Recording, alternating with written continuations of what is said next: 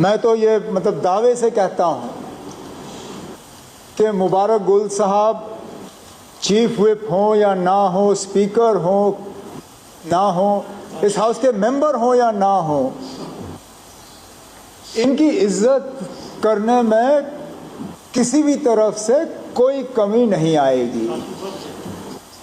इनका जो कंट्रीब्यूशन रहा है, इनका जो तजुर्बा रहा है और इनकी जो सियासी सोच है, आज इस मौके का फ़ायदा लेते हुए मैं हाउस के सामने बयान करता हूं।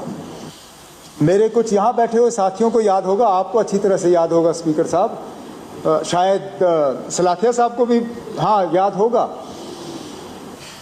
2019 में जब जुलाई में थोड़ी सी गर्माहट शुरू हो गई और हमें समझ नहीं आ रहा था कि हो क्या रहा है, बड़ी कोशिश की कि पता चले कि आखिरकार जम्मू कश्मीर के बारे में क्या सोच है, क्या करने जा रहे हैं। हमने कई दरवाजे खटखटाए, पूरा जवाब हमें कहीं से मिला नहीं। अगस्त के पहले ही दिन थे, शायद 1 या 2 अगस्त के आसपास, हम नवाई सूब के ऊपर वाले मीटिंग हॉल में बैठे हुए थे। हाँ 4 अगस्त था, 3 या 4 अगस्त था। बात कर रहे थे कि क्या होगा, यूटी बनेगी, 370 को होगा, क्या 35A को करेंगे। एक साथी हमारे खड़े हुए, मुबारक गुल साहब, कहा आप लोगों को पता नहीं, और थपाया टेबल, कहा मैं आपको कह रहा हूं 370 भी जाएगा, 35A भी जाएगा, रियासत के 2 हिस्से होंगे, हम रियासत भी नहीं रहेंगे। और मैं हंसा, ईमानदारी से मैं हंसा। मैंने कहा गुल साहब आप क्या बात कर रहे हो, अगर ये इनको करना भी होगा ये इलेक्शन के नजदीक करेंगे, ताकि इलेक्शन में ये बेच के सीटों को थोड़ा बढ़ाएंगे।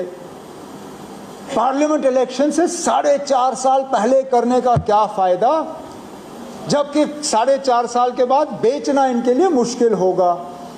ने कहा आप देख लीजिए क्या होगा। हमने अपनी मीटिंग खत्म की, घर गए। 5 तारीख को जब हमारे घरों पे ताले लगे और मैंने टीवी खोल के देखा कि क्या हो रहा है, मुझे सिर्फ एक साथी याद आए।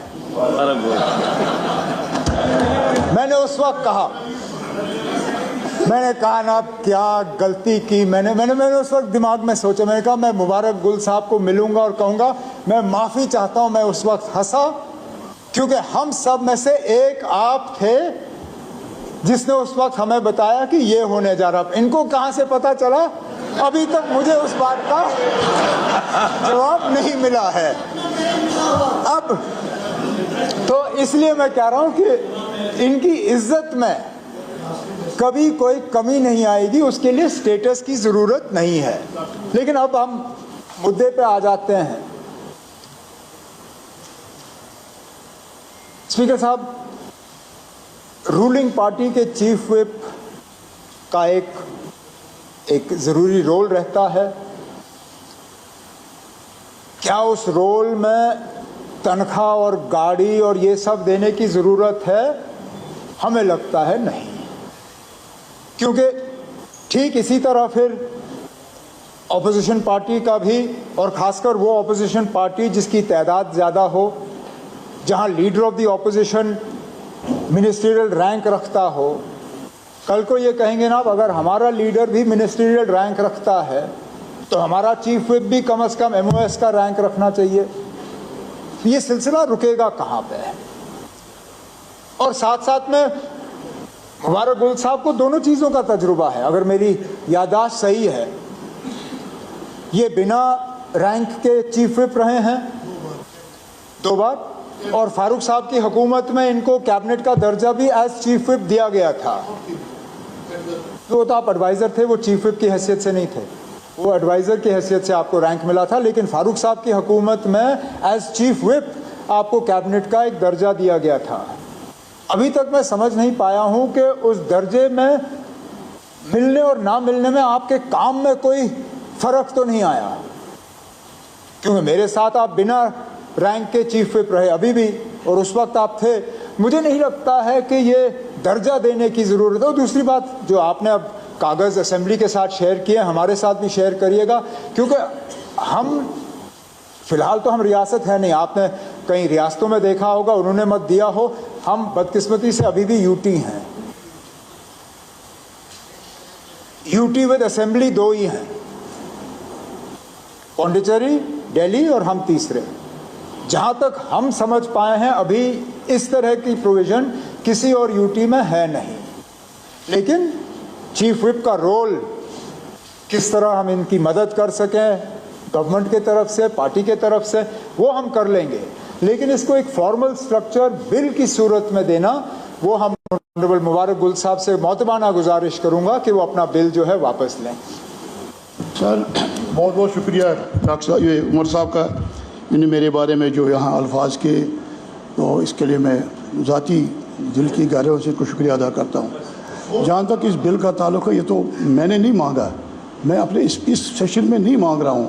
ये मैं कहा कि आगे के जो होगा, इसमें एक ये लॉ कमिश्नर है, दूसरे हैं, उनको बिठा के हर जगह ये है। लेकिन इस वक्त जो है मैं इस बिल को वापस लेता हूँ, और ये साथ साथ ये गुजारिश करूँगा कि इसमें एक सेक्रेटरी असेंबली और जो लॉ डिपार्टमेंट से, पार्लियामेंट अफेयर्स मिनिस्टर से वो देखे, ताकि आगे वाले जो चीफ है उनको कोई प्रॉब्लम ना हो जाए। Thank you. चलिए, जो क्या ये हाउस ऑनरेबल मेंबर को अपना बिल वापस लेने की इजाज़त देता है? बिल वापस लेने की इजाज़त दी जाती है। डॉक्टर बशीर अहमद वीरी साहब।